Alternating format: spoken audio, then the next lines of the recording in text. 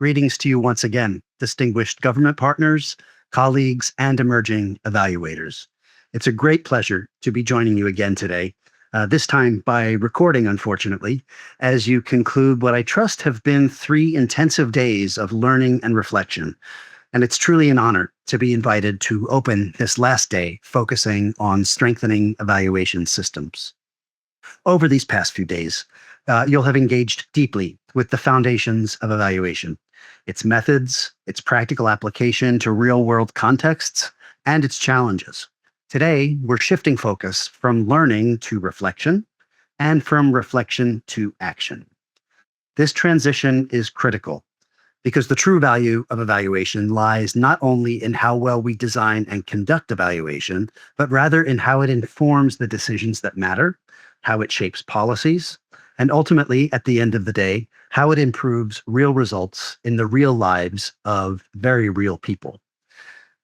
Since we're shifting our focus from learning to reflection and from reflection to action, let me begin, if I may, with a reflection on UNICEF's journey and its progress in strengthening evaluation capacity. Across UNICEF over the years, we've seen a growing recognition that strong results for children depend on strong national systems for evidence and learning. Evaluation capacity development has therefore become a central pillar of our work. Why? Because UNICEF simply can't do it alone. We must rely on governments and other stakeholders, and particularly governments, because they bear primary responsibility as the primary duty bearers for children's rights. At the core of our national evaluation capacity development efforts have been 2 flagship initiatives. The first of these is called EXCEL, or the Executive Course for Evaluation Leaders, which we deliver in partnership with the National University of Singapore's Lee Kuan Yew School of Public Policy. EXCEL focuses on developing evaluation leadership, equipping senior-level policymakers, that is to say, ministers and deputy ministers, parliamentarians, offices of the president, and so on, with the know-how and the competence to successfully commission, guide, and use evaluations that make a difference. The second initiative we've undertaken complements EXCEL, and it's called the Intermediate Program for Evaluation Systems Strengthening, or IMPRESS. This program aims to strengthen practical competencies in designing, managing, and using evaluations that are context-specific, equity-focused, and utilization-driven.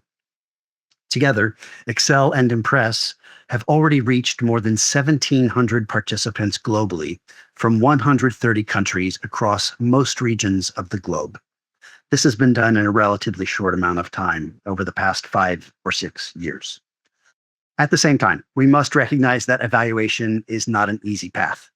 Evaluation often brings forward difficult findings. It requires us to question assumptions and reflect not only on successes, but also what has not worked.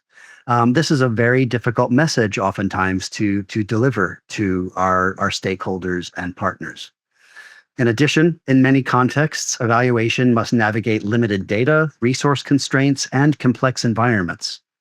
Perhaps most significantly, building evaluation systems requires more than just technical tools and trainings. It also requires strengthening institutions, building a culture of learning, and creating demand for evidence in decision-making. These are fundamental shifts of mindset, and the time to payoff of our efforts in strengthening these areas is often measured not in weeks or months, but in years or even decades in some cases.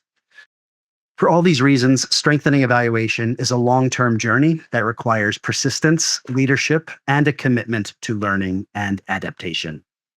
Very crucially, this journey also requires partnerships that transcend our traditional institutional boundaries.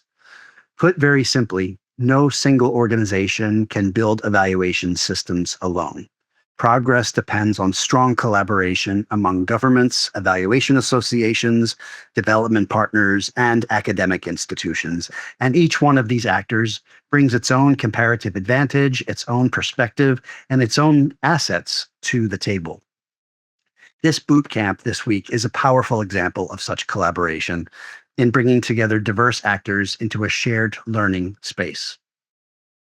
In closing, and perhaps in keeping with the idea I just mentioned, namely that meaningful change takes time, it doesn't happen overnight, I'd just like to say that the real impact of this boot camp will be measured not by these 4 days spent together, but rather by what happens next, how you apply what you've learned, how you influence decision making, and how you contribute to stronger evaluation systems.